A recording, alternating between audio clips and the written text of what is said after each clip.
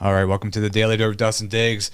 Very exciting show tonight, folks. We have Frost Money here and EJ Karter. Yes, sir. Yes, sir. What's going on? Yes, here to promote Streetz Might Be Icy. It's going to be at the Pops concert venue, 28th of August. Doors open at 7:30. It's a great show. Frost, tell us who's all going to be on this ticket, other than you and the great EJ Karter over here. Oh man, don't do me like that because I'll forget a name. The great. And they got man, me and EJ co-headlining. You know what I'm saying? Finally came together. Finally all lined up. We got Rocky Maverick on it. We got Rocky on it. We got Splash Brothers on it. We got Josh Royal on it. We got. Here we go. Here, definitely a show. I pulled it up here so that way I can give you a little cheat list here. We got Gnarly World on it. We got Karter on it, and we got my homeboy Ox Pimpin hosting it. For sure. So lots of high energy there. You talked about this on the other podcast, but you guys, who called who to figure out to do this kind of joint venture here? Man, it was extremely natural. Like, it was so natural that Happened at a Starbucks, right? You're telling me it happened at a Starbucks? Buffalo Wild Wings. Buffalo Wild Wings. Yeah. Buffalo Wild Wings. Like, I think we saw each other in passing like we often do. And, we check in with each other. And I was like, yo, we should do it. And he's like, fuck yeah. And I thought for sure I was going to have like a whole like conversation, negotiation to really break it all down. But he was already like, fuck yeah, just off the rip. And I was like, shit, let's go eat. And really lock it in, you know what I'm saying? And we sat down, ate, lock it in like we usually do, and here we have it. EJ, how long have you known Frost Money? I'd say probably about a strong 5, 6 years. 4 to 5, 4 to 5, 4, 5, 6 years, something like that. Yeah. And a lot of people are familiar with it. I've been watching some of your videos and your view counts. Your fan base is huge for St. Louis here. When did you start? When was your When did you really get into serious about music and this whole thing? Well, I've been serious about music, man. I want to say my whole life. I mean, I've been doing it since I was like 4 or 5. I was singing in the choir at first. Then I switched over to I got introduced to hip hop at 11. You know what I'm saying? But I'd say it got real probably when I was 13 years old, when I first got my laptop, when I went to CBC, and then I started making beats. And that's when your own stuff. Yeah, that's when it began. Get your interest. That's when it began, because then it's like, all right, so now I'm making my own songs. I'm setting up studios in the crib. I'm recording. You feel what I'm saying? Everything got real at that point. Yeah, and it got uber real, like super real when I was hooping overseas. When I came out of college, I was hooping over there I was hooping in South Korea, and I hooped a little bit in Austria, and then. Wow! I was watching my views just rise, and I'm like, you know what, man? The only way I'm gonna really be able to cash in is if I just straight go 100% all in. Yeah. And so when you started, you were overseas. Do you think that really helped jumpstart your career? Coming back to St. Louis, it kind of helped, give you that kind of. But because really, I wasn't for real even talking about music out there. I was just focused. I was hooping. You know what I'm saying? I was getting that check, and then you know what I'm saying. Like, really. I just was I was looking at the internet because, I would come home when I could and then, shoot videos here and there and then leave. And I seen my video True. It was just growing. It was growing. I'm talking about 300,000 views today, 500,000 views the next day. And I'm sitting here like, damn, why? And it was like a viral picture of me going around where people was roasting me on World Star. Oh, nice. You know what I'm saying? Yeah, it was like a picture from the video. You know what I'm saying? So like World Star turned me up early. I got lucky. And then after that, I'm like, shit, I got to strike while the iron's hot. I was like, fuck basketball. We finna motherfucking, you know what I'm saying? Like, I'm really out here. I called my older cousin, OD, Overdose Beats. I called him. I'm like, hey, man, I'm serious, man. Can you manage me? He like, yeah. And then, boom, we was running it up at that point. You know what I'm saying? Mm-hmm. For real. How long between that point and when you made Propane? How long after? Shit, man, a couple years later, I made Propane, and I made that shit at the end of 2017. Put it out in 2018, and then it just went. Man, I put like $1,000 behind it on Facebook for a sponsored post, and it was over with. Yep. You know what I'm saying? It was motherfucking over with ever since. You know what I mean?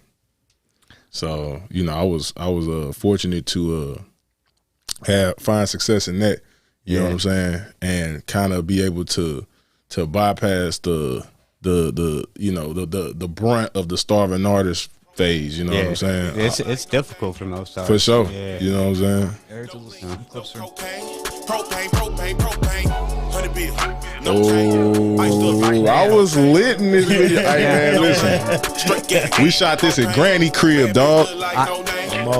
Come on, man. Yeah. You shot that? Yeah, we in Granny's kitchen. It looked like a trap kitchen, but we was, bro, that's the real kitchen. We was eating chicken and all type of shit in. And those are smoke machines, right? That's for the yeah. Smoke machine, you know what I'm saying?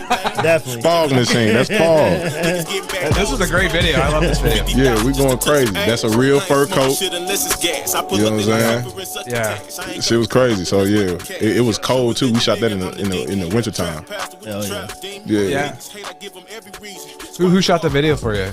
My cousin Odeezy shot it. I edited it though. Oh, you did? Yeah. Okay. Yeah, I went to college. I didn't know you had videos. Yeah, I went to college for that. I went to college for audio engineering and video production and mass media. Yeah, marketing. Then that's why I got my bachelor's in. I got both my masters in business administration and teaching. Where was this shot at with the purple and the strobe? In my basement. That's in the basement. Oh, cool. Yeah. Yeah, that whole thing. This was just a homegrown video, but we knew with the energy, bro. Yeah, we knew it was about to go crazy. We knew it. Hell yeah, we knew that shit. It looks like it's from like BET or MTV or whatever. Just like the it's top quality. Yeah, just the lighting. Whoever did the lighting, the way they did the lighting. Yeah. We hood geniuses, low key. Yeah, facts. You know what I'm saying? So. Do you like having that control with the video editing because that kind of helps with your image? Because you have a really good. Actually, both of you guys have really good brands of Frost Money, Frost Night, and then you have a really good brand too. You knowing all that stuff, does that help you kind of have that control of that your branding? Well, yeah. In the beginning, yeah. I mean, now pretty much whenever videographers get involved with me, they know now what I want. Because I did it myself first. Right, they can't try to like hustle you or yeah. Sometimes it's tough to try to explain something to a motherfucker. You know what I'm saying? Like for real. So it's dope that you could just show them. Right. Like, hey, this is where you need to go. You can't go here. Like, leave me alone. You know what I'm saying? It's the same way as an independent artist when you're trying to talk to major labels, man. Like, it's better when you start it on your own. So now when they get involved, they know what the fuck what you want, bro. Yeah. Right. They don't. They're not trying to take and twist everything around. They're not like exactly. They're not making you do something that is against your image. And a lot of times labels will do that, and artists kill them for it. Yeah, they'll say, let's just sell. Do this. Yeah, but it's like, I mean, you didn't show them anything. Yeah. Right. They don't have anything to go off of. So it's like, of course they finna tell you to do what's selling. Because you want to sell at the end of the day. Easy money. Right. So you can't even get mad. Bottom line is it's not real, so it doesn't come out right. Exactly. Yeah. So you gotta give them a reference. You know what I mean? Have you guys collaborated on music before, right? You're telling me that. Yeah. We got a song together. Is there a video that we can pull up here that we actually never did a video for it? We were supposed to. I was on tour. I was gone. Oh, okay. Yeah, man.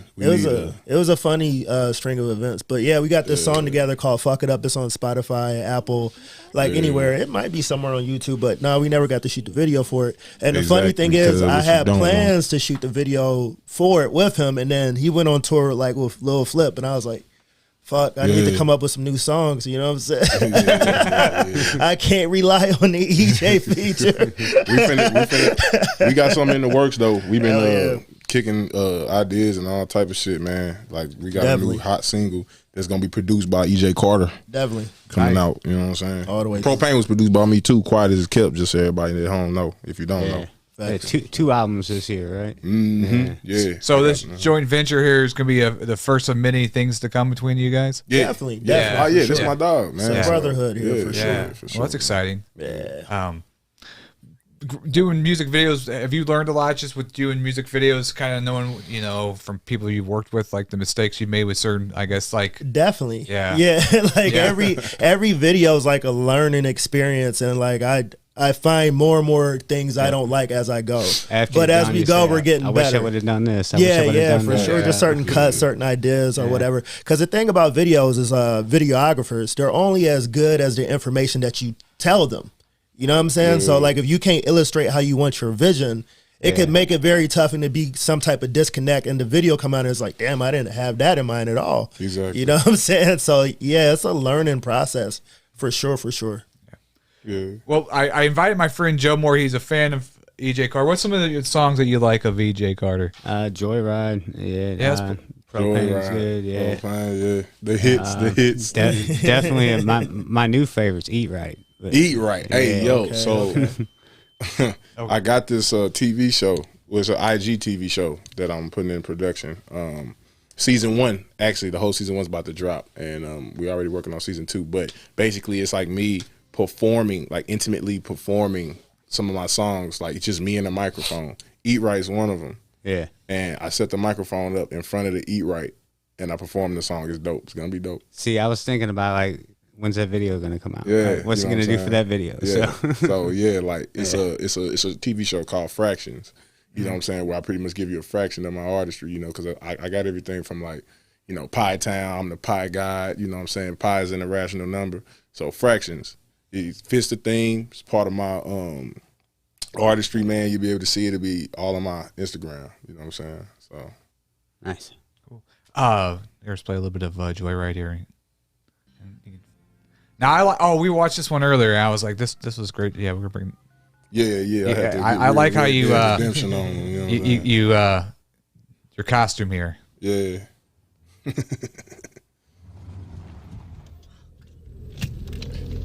The actress right there is actually one of the artists in my squad, Miss Alley Cat. Miss Alley Cat, yeah. Super dope. Yeah, she cold too. I don't know why You know this what I'm box is staying.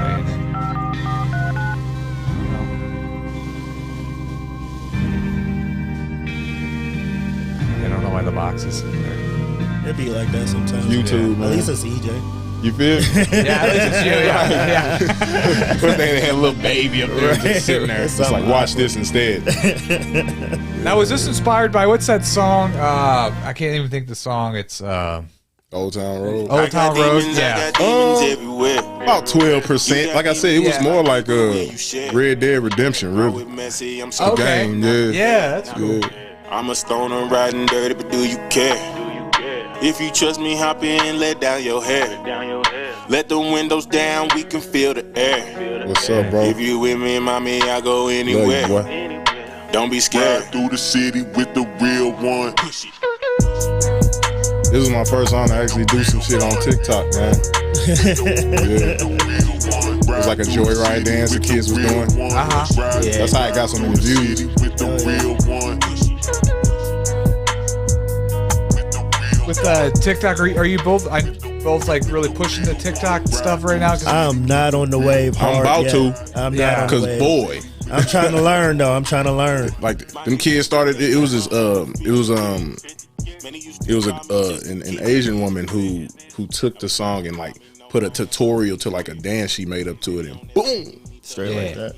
Right. kids was doing it, and you know it just started just streaming. Everybody in So I their was like, 30s on TikTok, you know. Man. So yeah. Have you guys ever thought about making? So, did you make your own dance? Have you guys thought about making your own dance, like a Frost Money kind of Frost Yeah, dance? I have lots of random sequences that I do on stage for sure. I got signature moves like definitely, TikTok, bro. man. You gotta see Exactly. Kids, Like, kids everywhere. I think I could boom on TikTok if I really tried. I Yeah. think I got the content and the character to do it for real. I got to sit down and fuck with that. Yeah, you should do it. We could do like a flash mob where people could just all break out like just doing the dance. Right. Yeah. Very Bobby Brown inspired moves I hit. Yeah.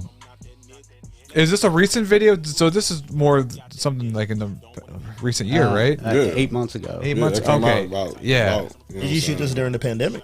Yeah, something like that. Yeah. I say, yeah, the vibe had to be something for real. I could feel it. Yeah.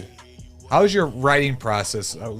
I asked you kind of same question when I get a guest first on here. Yeah. How do you come up with some of your lyrics? Is it something you kind of listen to in the car and you kind of like, do you write stuff down, or are you kind of a freestyle kind of guy? What's your process when you come up with your lyrics? I mean, to be honest, man, you know, I have the advantage that a lot of artists probably don't have because I make the beat.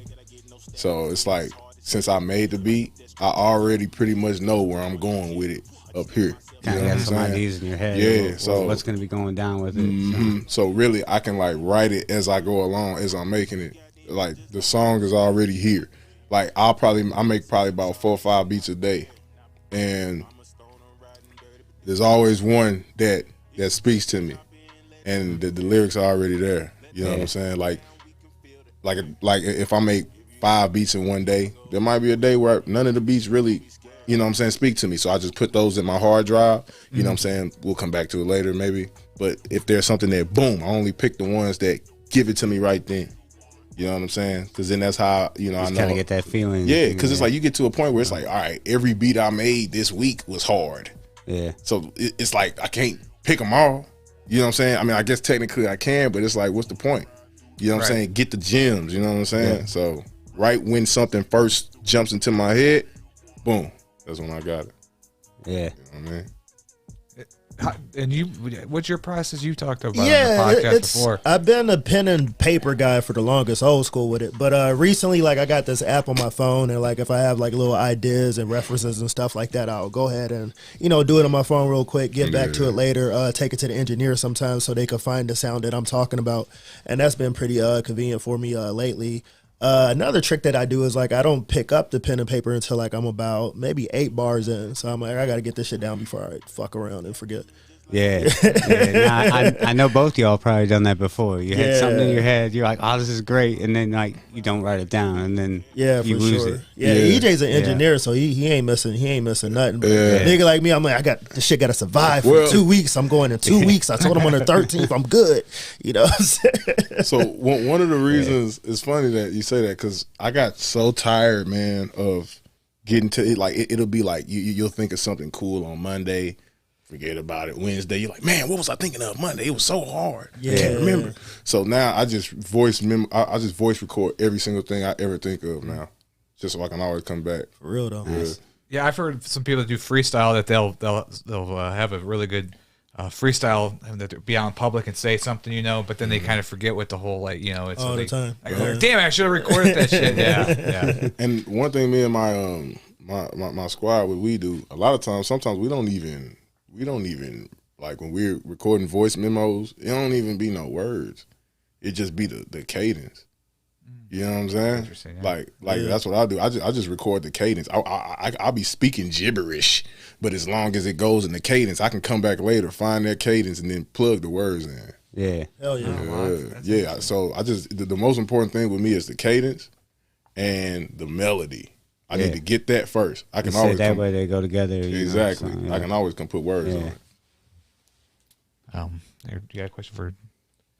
I'm trying to pull this thing back up.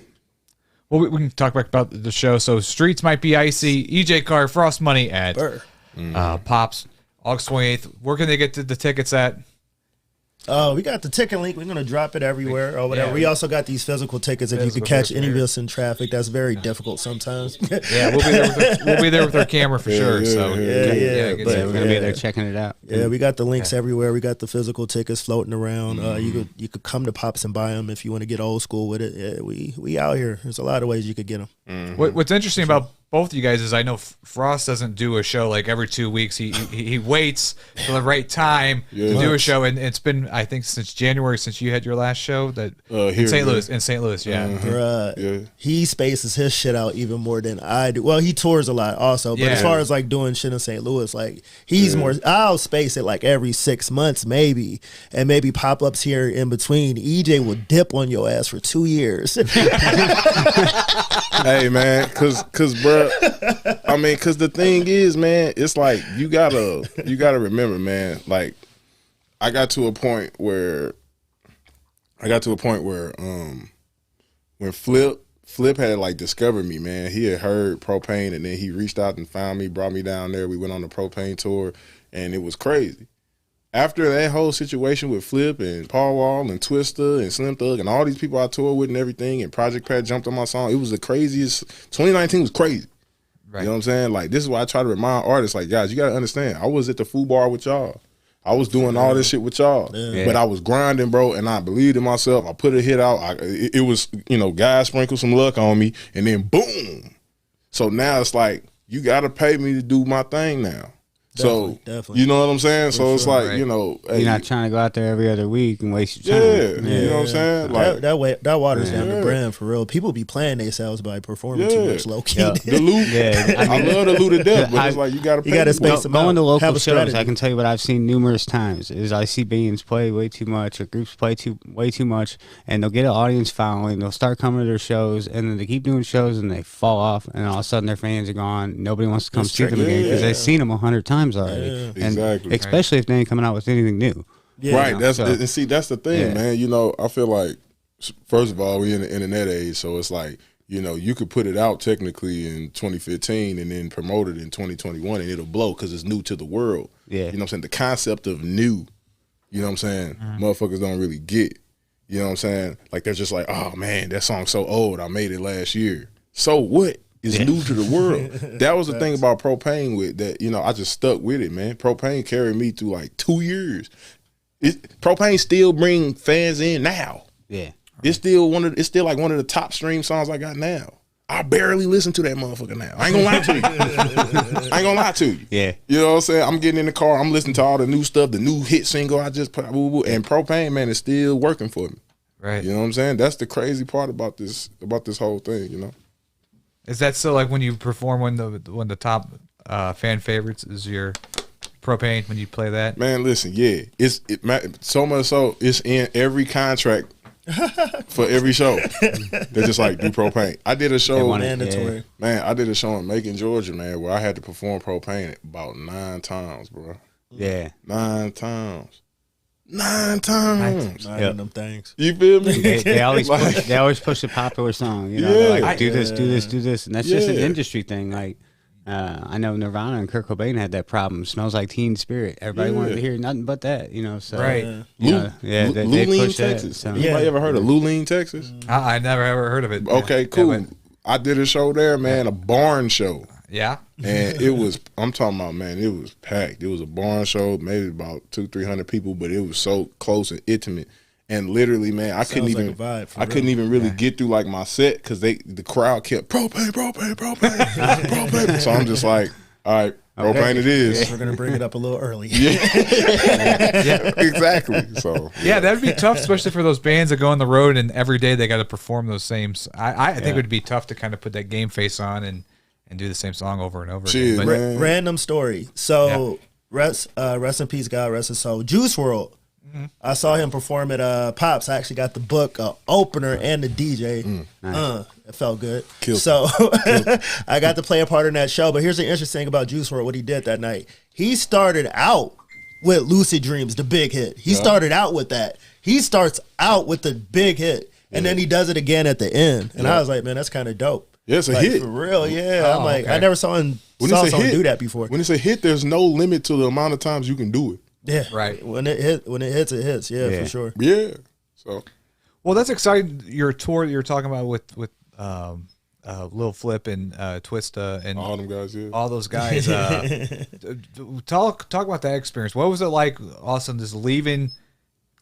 I guess did you take a tour bus or how did you guys travel around? Well, it was kind of different, man. You know, Flip, man, he had me and him actually ended up being like bros, man, because you know we put an album out together, right? And I mean, really, he kind of just I had started going down there because he had called me. I was at the crib and you know regular night. It was like a Wednesday night. You know, nothing the fuck going on, eating dinner. He, you know, Texas number calls me. I ignore it because who's calling me from Texas? Yeah. Answer it. Eventually, it's him. I'm like, oh shit, you know what I'm saying? He said he wanted to fuck with me. Woo, woo, we did that. Fast forward, dog, like that whole 2019, I was living in his mansion, bro. Like this dude gave me the keys to one of his Rolls Royces and was just like, yeah, man, you can just live with me, man. Oh my gosh. Yeah. And I'm sitting here like, man, it's a shock. Mind you, the first time I went out there, you know what I'm saying? At his house, like I get there, you know, because he had sent the driver to get me and all that stuff from the airport. I get there. Paul Wall opens the door. I'm like, what's up, bro? Oh. You know what I'm saying? Like, this is pretty dope. You know what I'm saying? So, yeah, just that experience, man, being with them, I learned a lot more than anything. Like, of all the shit that you see and all the hooplas and all this shit, you know, really, I learned a lot. I learned that nothing trumps a hit, man. Nothing beats a hit song. These guys are performing hits from 20 years ago. and it's still hitting, and they still getting paid, and they're still independent. They own everything.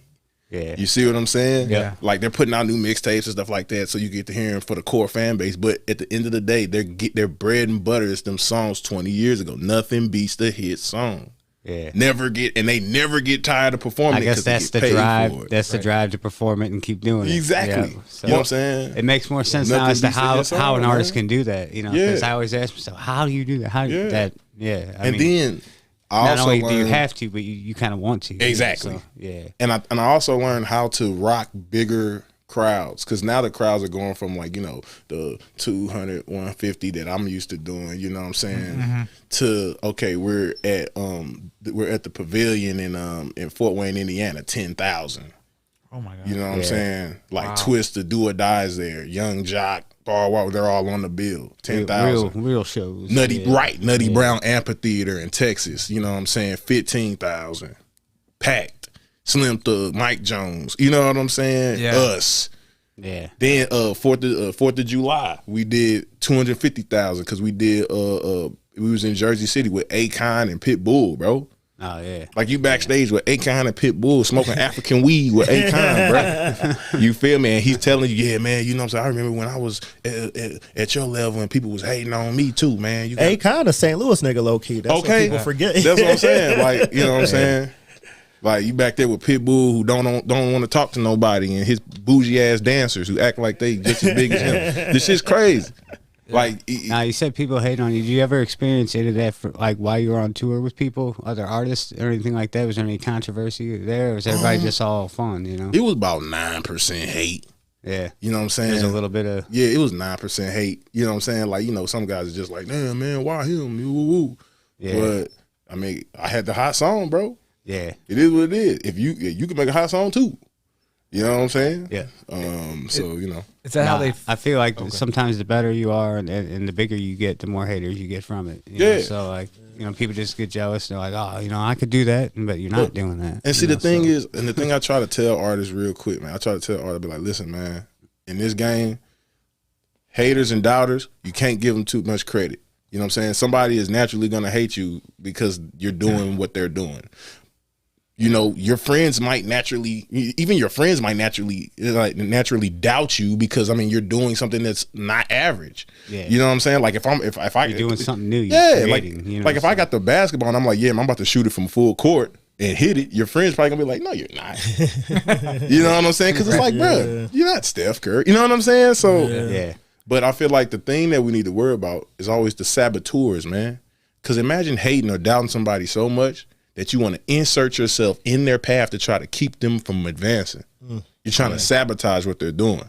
Those are the people that we should be, really using as fuel to our fire. Yeah, I feel like some of the artists, especially in the St. Louis area, sometimes would be working against each other. It's crabs in the bucket all day, man, for sure. Yeah. And I remember like when I didn't have haters, that was also like when I didn't have shit going on. Okay. Like,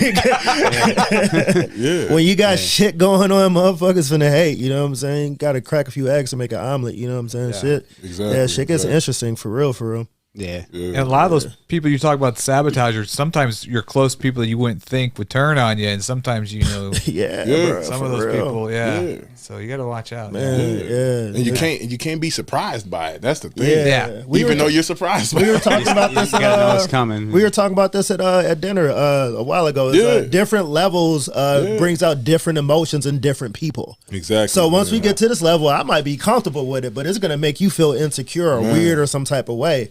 You know what I'm saying? It's just like certain people just can't adjust to the different levels. Yeah. And, it's human nature, unfortunately. You know what I'm saying? But, you got to stay on your path. And I'm fortunate to be at a point in my career, honestly, man, where it's like, I'm here to tell all artists, this is why you keep going right here. You keep going because in the internet age, you can get to a point where the haters, they can't do nothing but help you. Yeah. Because now they're just clicks. They're clicks and engagement that tells the algorithm, like, this is worth talking about. And so when all the people come, you know what I'm saying? They want to talk about you. It just throws you up. It just makes you bigger. Yeah. You know what I'm saying? And all people see is like the love that you're getting. Like the hate gets buried. Yeah. You know what I'm saying? Right. Yeah, so, especially when 95% of what's on there's all love too. Exactly. So eventually, haters, you become bulletproof to the haters, honestly. Yeah. All they can do is help you. When going on tour with those guys, did they teach you a lot about, the pains of success? When you get the growing pains, I guess what you were talking about when you start getting higher up. A lot of people, when they get successful, sadly, some people can't handle that success. Yeah.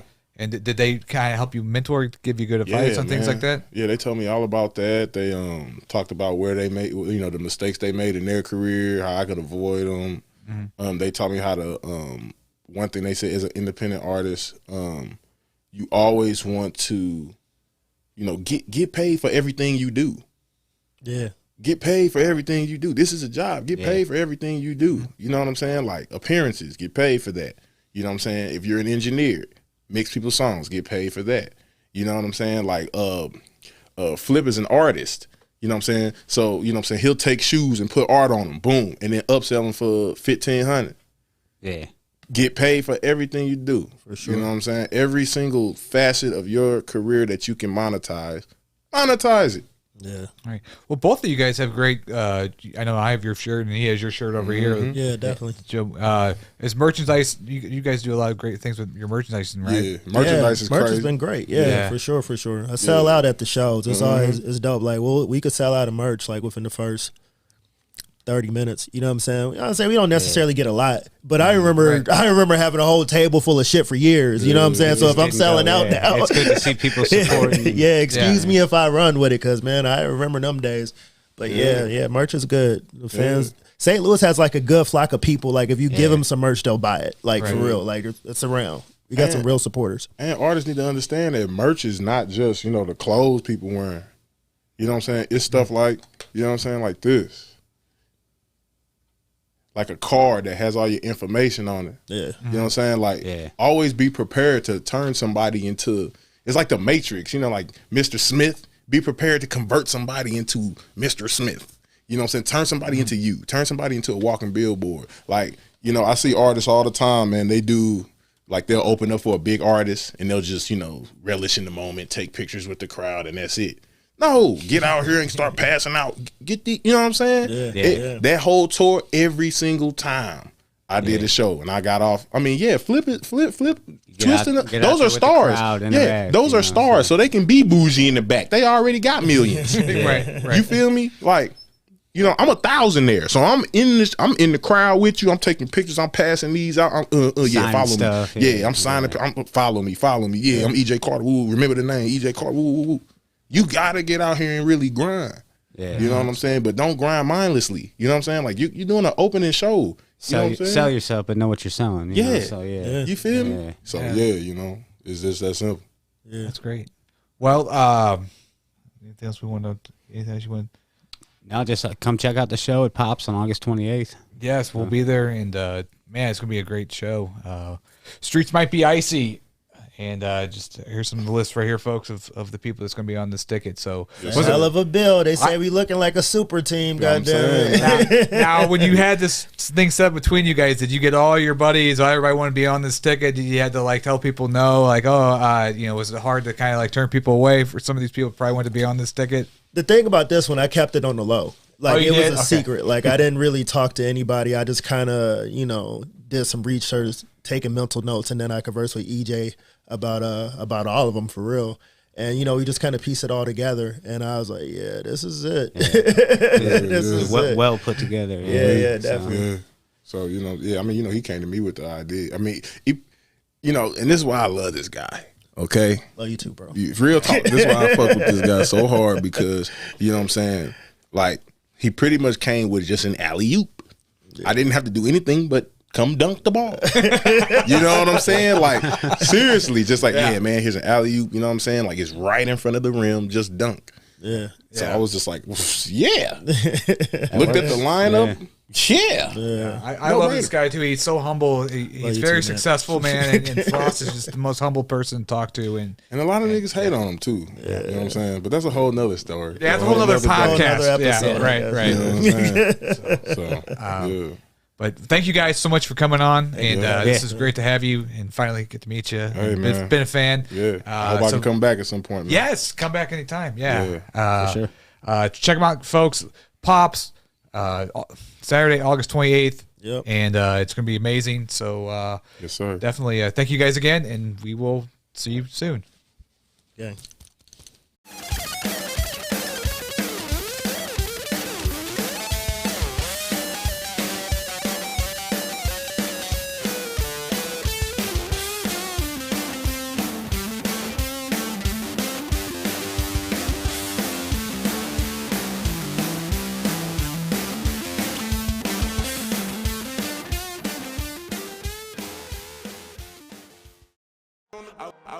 Go beast. 420 brand clothing.